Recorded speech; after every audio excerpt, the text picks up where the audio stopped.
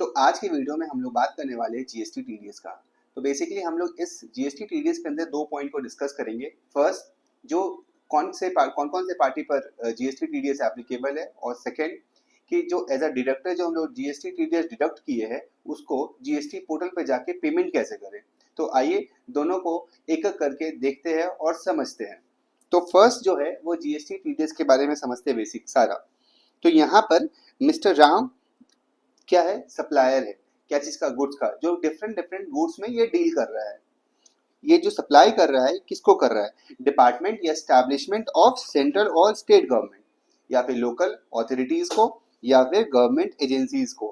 Basically हम लोग कह सकते हैं कि गवर्नमेंट एंटिटीज को जो सप्लाई कर रहा है वो कौन कर रहा है, मिस्टर राम कर रहा है गवर्नमेंट एंटिटीज को। ठीक है, मतलब इस्टेब्लिशमेंट हो जाएगा किसका, सेंट्रल या स्टेट गवर्नमेंट का, गवर्नमेंट एजेंसीज का हो जाएगा, और लोकल अथॉरिटीज का हो जाएगा। और जो यहाँ पे फोर्थ पॉइंट है, बोलता है कि सर्च पर्सन और कैटेगरी ऑफ पर्सन जो कि नोटिफाई करेगा, कौन यहाँ पे गवर्नमेंट करेगा, किसके रिकमेंडेशन पे, जीएसटी काउंसिल के रिकमेंडेशन पे। ठीक है, तो ये चीज क्लियर होता है। अब इसके अंदर क्या है, एक लिमिट आता है, वो लिमिट है 2.5 लाख रुपए का। अगर 2.5 लाख क्रॉस करता है, मतलब 2.5 लाख से ऊपर अगर क्रॉस करता है, तो वहां पे जीएसटी टीडीएस एप्लीकेबल हो जाता है। ठीक है, और यहाँ पे जो वैल्यू देखेंगे हम लोग कॉन्ट्रैक्ट वाइज देखेंगे, इनवॉइस वाइज नहीं देखेंगे, कॉन्ट्रैक्ट वाइज देखेंगे। पर मल्टीपल इनवॉइस अगर मिला के 2.5 लाख क्रॉस करता है तो भी यहाँ पे जीएसटी टीडीएस एप्लीकेबल हो जाता है। ठीक है, और जो जीएसटी टीडीएस का जो रेट रहेगा यहाँ पे 2% रहेगा।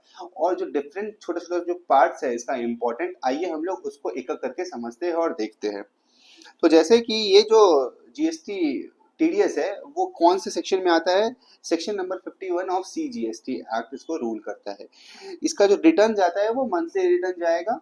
दूसरा जो इसका पॉइंट है कि सपोज अपनी हम लोग जून में खड़े हैं और जून में जिसका टीडीएस हम लोग डिडक्ट किए हैं उसका पेमेंट कब तक करवाना होगा, 10 जुलाई, अगले मंथ का 10 जुलाई तक।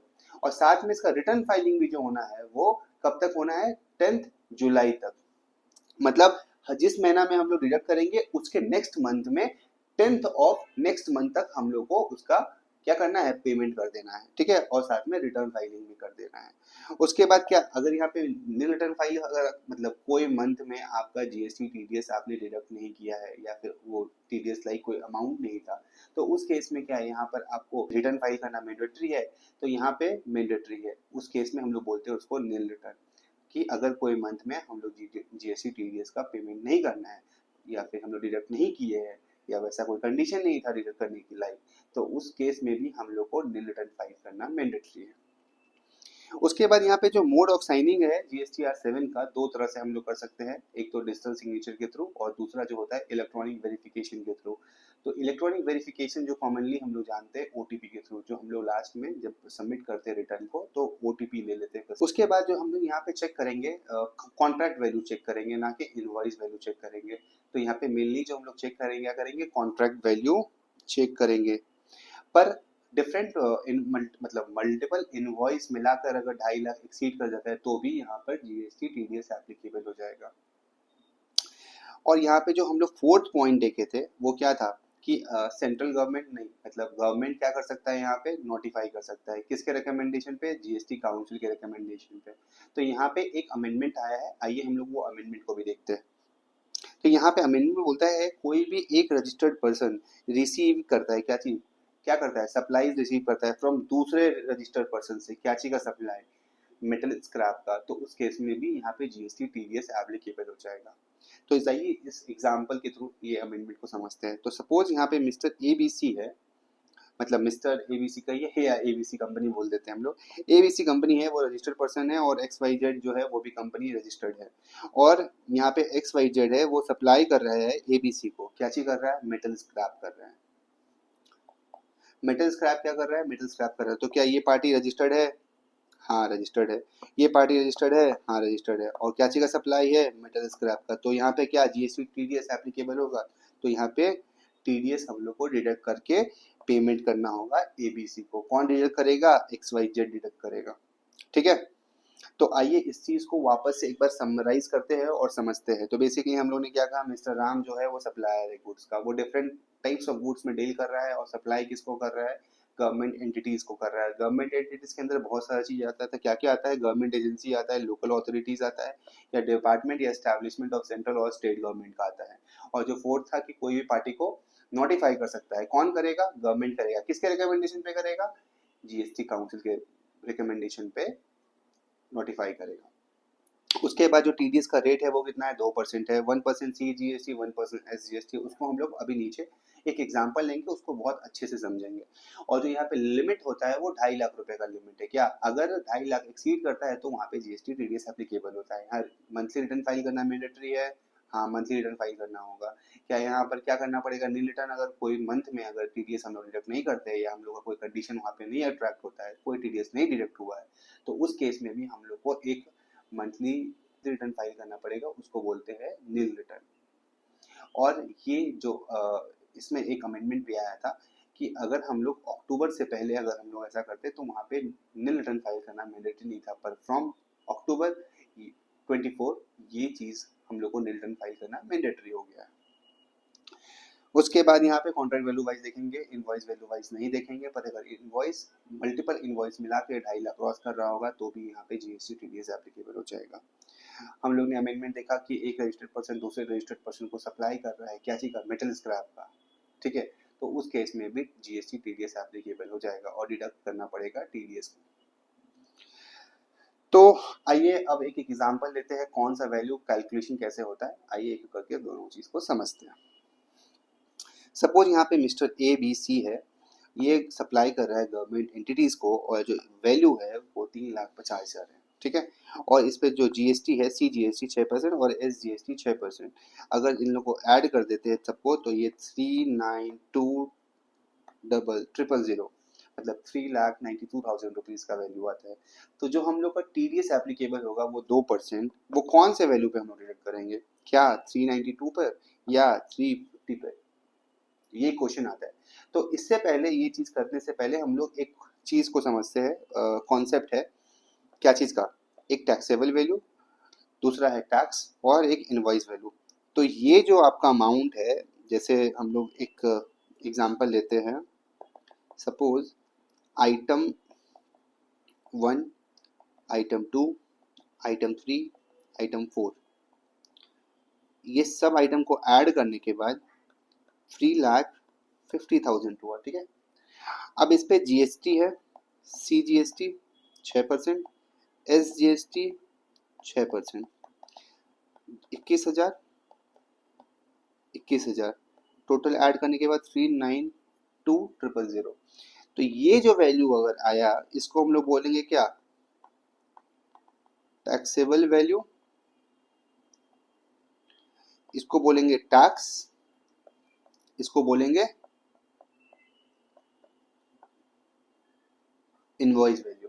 ठीक है, अब तो जो यहाँ पे हम लोग को टीडीएस डिडक्ट करना है 2%, वो कहाँ करेंगे? कौन से वैल्यू पे करेंगे? 3,50,000 पर या 3,92,000 पे? तो जो टीडीएस एप्लीकेबल होगा वो 3,50,000 पे होगा। इसको हम लोग क्या बोलेंगे? टैक्सेबल वैल्यू पे। क्या चीज पे डिडक्ट करेंगे? टैक्सेबल वैल्यू पे। पर सपोज अगर कोई इनवॉइस है उसमें जीएसटी अमाउंट मेंशन नहीं किया हुआ, सीधा 392 दिया हुआ है, तो उस केस में 392,000 पर ही टीडीएस एप्लीकेबल हो जाएगा 2%। मतलब क्या बोला मैंने आपको, एक बार इसको वापस से करता हूँ। सपोज यहाँ पे item 1, item 2, item 3, item 4, item 5 सबको ऐड करने के बाद 392 स्ट्रेट लिख दिया हुआ है। जीएसटी इसमें मानो इंक्लूडेड था, मतलब यहाँ पे जीएसटी का अमाउंट स्पेसिफाई नहीं किया हुआ है। तो उस केस में यहाँ पे जो अमाउंट स्पेसिफाई किया हुआ है टोटल, मतलब टोटल वैल्यू, उस पर ही हम लोग टीडीएस डिडक्ट करेंगे 2%। ठीक है, ये चीज क्लियर है?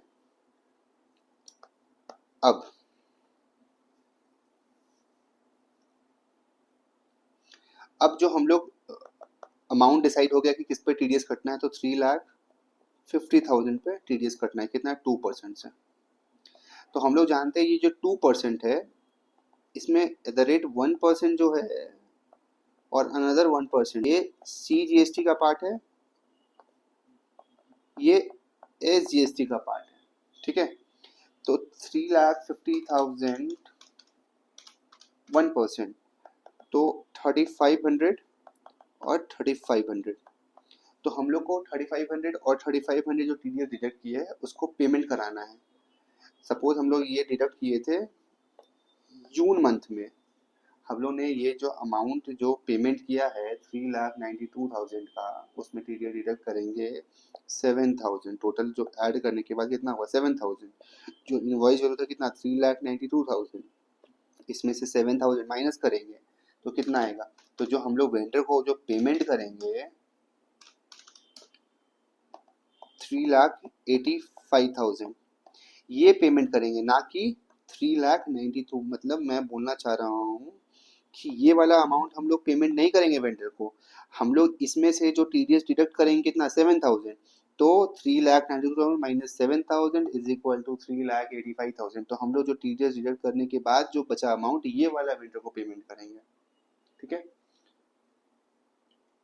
और जो 7,000 है इसका जो हम लोग को पेमेंट करना पड़ेगा जुलाई 10 तक, मतलब मैक्सिमम जून का पेमेंट हम लोग जून में ये पेमेंट कर रहे हैं ना, 3,92,000 का जो इनवॉइस वैल्यू है उसमें से डिडक्ट करेंगे 7,000, मतलब 3,85,000 जो पेमेंट करेंगे कब करेंगे, जून में कर रहे हैं। डिडक्ट कब किए, जून में, पर इसका जो 7,000 डिडक्ट किए हम लोग एज अ TDS उसका पेमेंट कब करेंगे, टिल 10th जुलाई, और रिटर्न फाइलिंग का डेट क्या है, टिल 10th जुलाई, मतलब उससे पहले हम लोग को पेमेंट भी करना पड़ेगा, उसके पहले हम लोग को या उस डेट तक हम लोग को रिटर्न फाइल भी करना पड़ेगा।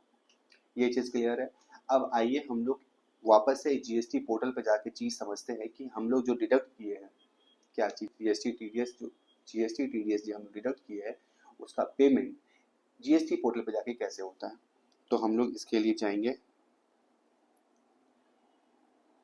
गूगल पे हम लोग सर्च करेंगे GST, तो जो फर्स्ट आपको ऑप्शन यहाँ दिख रहा है GST पोर्टल, ये ऑफिशियल वेबसाइट है GST पोर्टल, उस पर क्लिक करेंगे। उसके बाद आपको राइट टॉप पे दिख रहा होगा लॉगिन का ऑप्शन, हम लोग इसको लॉगिन करेंगे।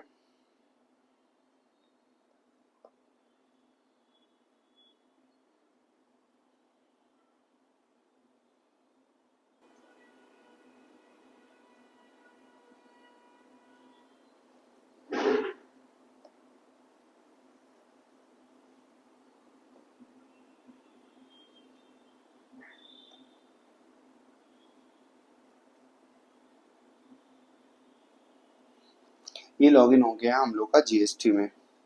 उसके बाद यहाँ पे हम लोग को डैशबोर्ड के ठीक बगल में दिख रहा है सर्विसेज, उस पर क्लिक करेंगे। उसके बाद रजिस्ट्रेशन, लेजर, रिटर्न, पेमेंट, तो हम लोग फोर्थ ऑप्शन जो है पेमेंट उस पर क्लिक करेंगे। उसके बाद क्रिएट चालान पे जाएंगे। क्रिएट चालान पे क्लिक करते के साथ हम लोग के पास ये ऐसा पेज आपको दिखने लगेगा।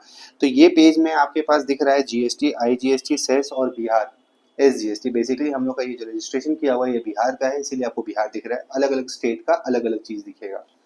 तो यहाँ पे हम लोग का जो सपोज एग्जांपल ले लेते हैं कि जो हम लोग एक एग्जांपल लेते हैं, जो हम लोग का टैक्स पेमेंट कर रहे हैं, मतलब TDS हम लोग डिडक्ट किए है वो 200 रुपया, मतलब 10,000 का वैल्यू था, उसमें से हम लोग 2% डिडक्ट किए, इसका मतलब क्या हुआ, 2% डिडक्ट किए मतलब 200 रुपया, 1% कितना हो जाएगा CGST का, 1% कितना हो जाएगा SGST का।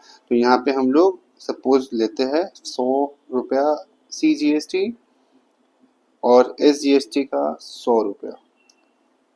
यहाँ पे आपको और भी ऑप्शन दिख रहा है, इंटरेस्ट का, पेनाल्टी का, फीस का, अदर्स का। तो बेसिकली यहाँ पे क्या है ना कि अगर रिटर्न फाइलिंग का ड्यू डेट 10 तक है, अगर आपने रिटर्न फाइलिंग ड्यू डेट 10 तक नहीं किया तो उस केस में आप पर पेनाल्टी प्लस इंटरेस्ट का भी चार्जेस आपको यहाँ पेमेंट करना पड़ेगा। तो हम लोग एग्जाम्पल, इस जो एग्जाम्पल ले रहे हैं उसमें हम लोग एज्यूम करते हैं कि हम लोग का जो पेमेंट है ड्यू डेट तक हो चुका है, इसीलिए टैक्स अमाउंट CGST का 100 और SGST का 100 लेके आगे बढ़ते हैं। उसके बाद यहाँ पे मोड ऑफ पेमेंट्स दिख रहा होगा हम लोग को, मतलब पेमेंट्स मोड। तो यहाँ पे 3 ऑप्शन है, ई पेमेंट करेंगे, over the counter. E payment मतलब बेसिकली आप UPI ये सब चीज़ से पेमेंट कर सकते हैं, और ओवर द काउंटर में आप बैंक के लाइन लगा के ओवर द काउंटर जाके पेमेंट कर सकते हैं। थर्ड जो ऑप्शन आ रहा है NEFT और RTGS, तो हम लोग एज्यूम करते हैं यहाँ पे जो हम लोग एग्जाम्पल है वो NEFT RTGS के थ्रू पेमेंट कर रहे हैं। तो NEFT RTGS पे क्लिक करने के बाद हम लोग का बैंक देखना पड़ेगा, जो डिडक्टर है जो डिडक्ट किया है उसका कौन सा बैंक में अकाउंट है। तो यहाँ पे हम लोग एग्जांपल लेते हैं SBI, state bank of India. तो यहाँ पे क्लिक करते हैं और क्रिएट चालान करते हैं। क्रिएट चालान करने के बाद आपको यहाँ पे सी पिन दिख रहा होगा, चालान जनरेशन डेट दिख रहा होगा, चालान एक्सपायरी डेट दिख रहा होगा, ये सब दिख रहा होगा। बेसिकली ये चालान जो हम लोग क्रिएट कर रहे हैं वो 15 दिन तक वैलिड रहता है। तो उस बीच में हम लोग को ये चीज़ का पेमेंट करवाना होगा। अगर नहीं करवाते तो ऑटोमेटिकली ये चालान एक्सपायर हो जाएगा। तो ये सारा आपको डिटेल आपको दिख रहा होगा। और ये टैक्स अमाउंट में CGST में 100 और SGST में 100 दिख रहा होगा, टोटल मिला के 200 दिख रहा होगा। कौन सा बैंक हमने सेलेक्ट किया वो SBI है, वो सब दिख रहा होगा। ये सब करने के बाद ये फॉर्म को डाउनलोड कर लेंगे और ये फॉर्म मैंने डाउनलोड कर लिया। तो डाउनलोड करने के बाद ये चालान आपको कुछ इस तरह का दिखेगा। तो बेसिकली यहाँ पे आपको सारा डिटेल दिख रहा होगा। टैक्स अमाउंट का 100 रुपया, SGST का 100 रुपया, टोटल मिला के 200 रुपया, और ये चीज़ रहा। उसके बाद हम लोग यहाँ पे देख रहे होंगे ये जो पार्टी है जिसने डिडक्टर है, बेसिकली जो डिडक्ट किया है वो यहाँ पे उसका नाम आपको दिख रहा होगा। उसके बाद यहाँ पे जो अकाउंट से आपका डिडक्ट करवाना है जो रजिस्टर, तो वहाँ पे आपको ये बैंक का डिटेल डालना होगा।